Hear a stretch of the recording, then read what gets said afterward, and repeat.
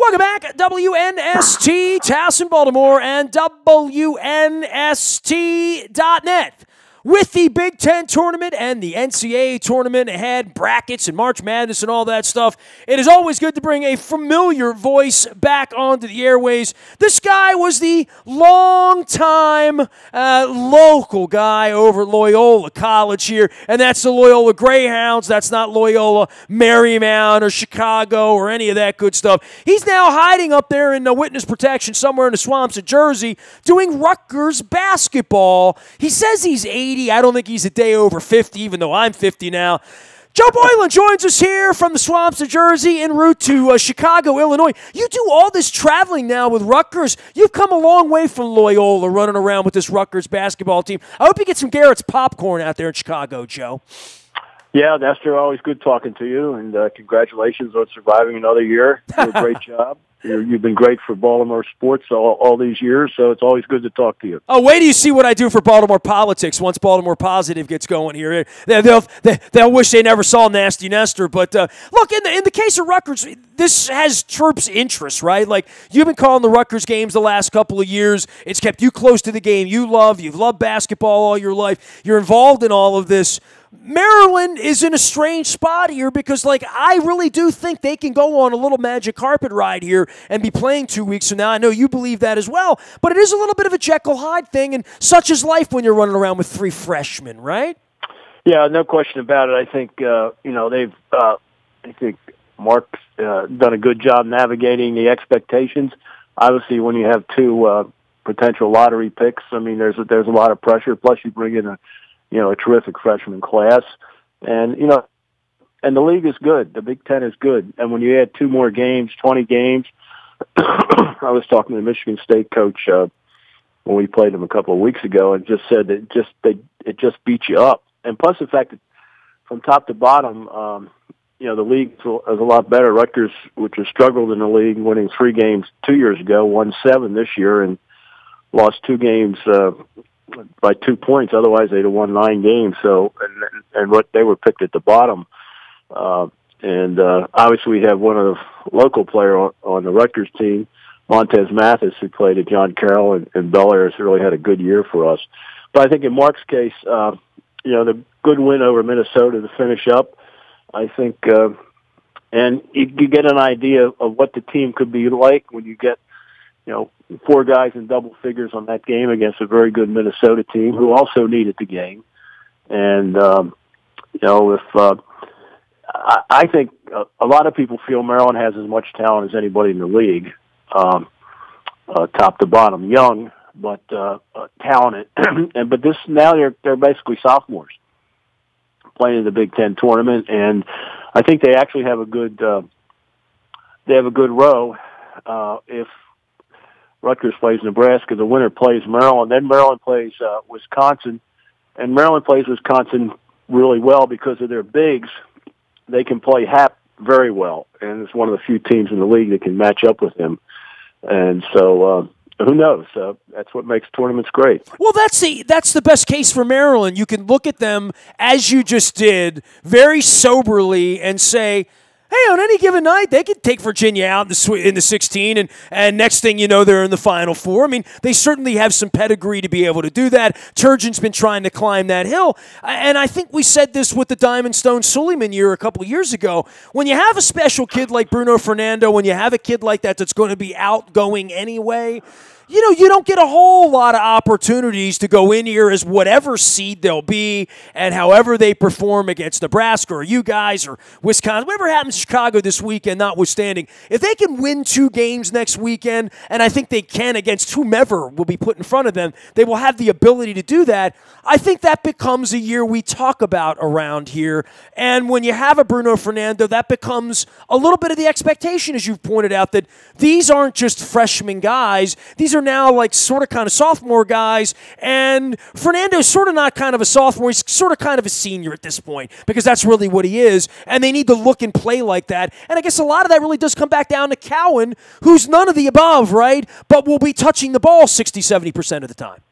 Well, when you look at the Big Ten, you look at who are the top players in the league. You look at Winston, You look at what he did against Michigan in the second half after struggling in the first half a couple of days ago to tie for the Big Ten. And you look at Edwards, you look at Simpson for Michigan. So the three top teams in the Big Ten have small, quick guards like Cowan. And Cowan certainly is capable of playing at a very, very high level, and he'll have to do that. You know, he had 23 against a very good Minnesota team. And, you know, he comes into the game feeling pretty good about himself. I think that's really the key to Maryland. And it looks like Smith is starting to make some shots, made a couple of three-pointers. I think he was 3 for 6 in that game against Minnesota. He looks like he's relaxing a little bit more and just playing basketball. And but the tournament's all, as you know, Nestor, the tournament's all about matchups. You get the right matchups, you know, you really have an opportunity. If you don't, I mean, I look at Michigan State's team last year. That was really a good basketball team and a good group of young men, according to Coach Izzo. And they play Syracuse and you know, shoot like 20% from three and lose the game. And they're probably one of the better teams in the country. So it'll be interesting to see what Maryland does. I think how they play in the tournament, they should get by the first game. And how they play against Wisconsin will be interesting, because that's not the kind of game Maryland likes to play. They don't like to play the game in the 60s, and Wisconsin does that. But they beat Wisconsin playing that way, so that's a good sign they can play both ways, up and down, and also half court. So it's not easy. There are a lot of very good teams. And I know Penn State just pounded Maryland, but Penn State is really playing at a very high level. They got two really, really good players. And actually 3 good players. So it's a tough league. And if you're just down a little bit and you're one of those elite teams, I mean, Indiana beat Michigan State twice. So that's what makes the Big Ten very interesting.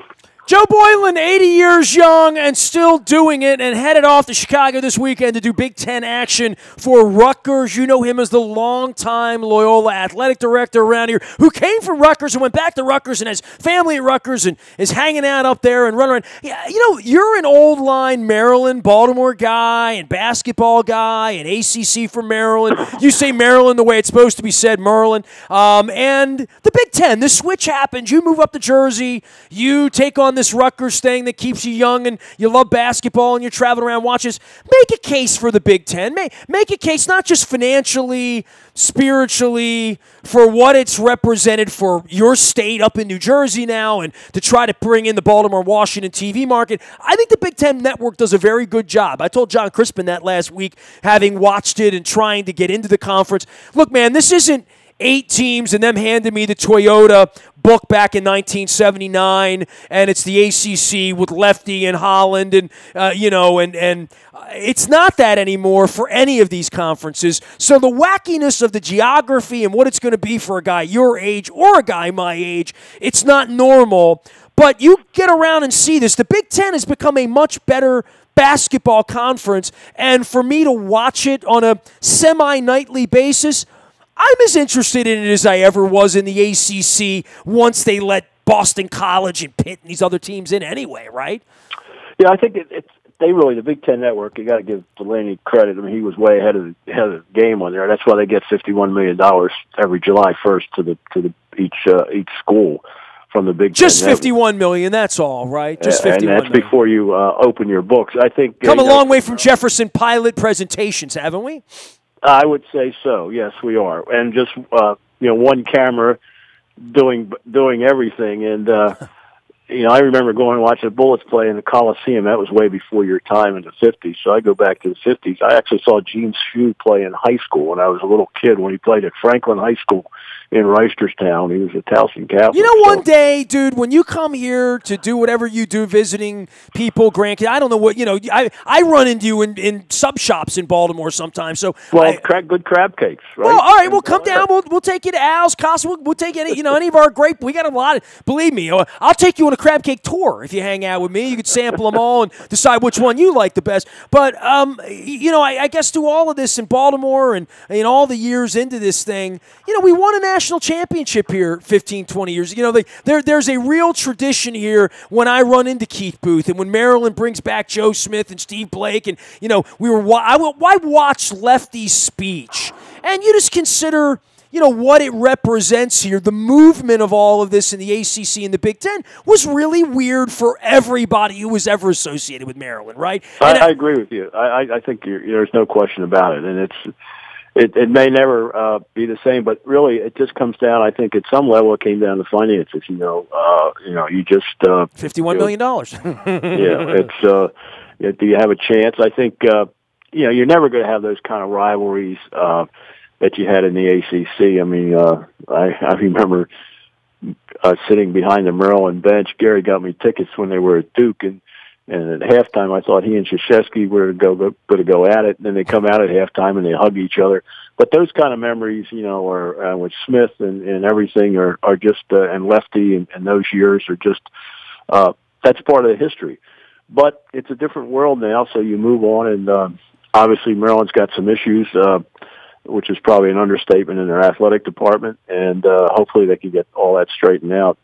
But the one thing about the Big Ten is because they're land-grant schools and they're consortium, they do a lot of academic stuff together. So I think from the Rutgers perspective, that part of it's turned out to be pretty good. But it's hard. It's hard to be good, especially in football. It's hard to be good because a lot of those teams have been doing it a long time. But the Big Ten Network I think they do a really good job. They cover every team. If you're good, they really do a good job.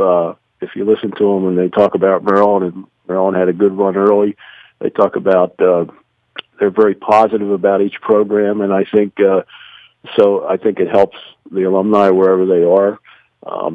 But it is different. There's no question about it.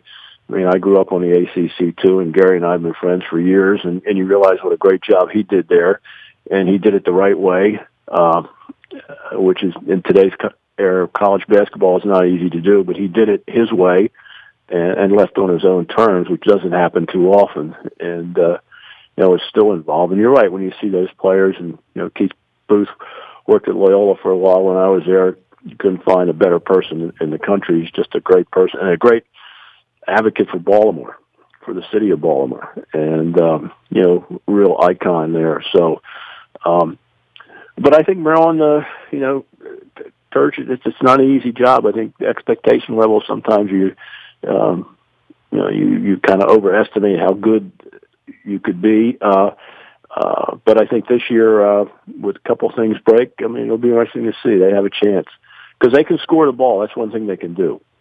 And I think defense is important in today's game. And but if you can score the ball, and they've got some good players. I think besides the starter, you got Kid Wiggins. I think has a chance to be really, really good. So we'll see.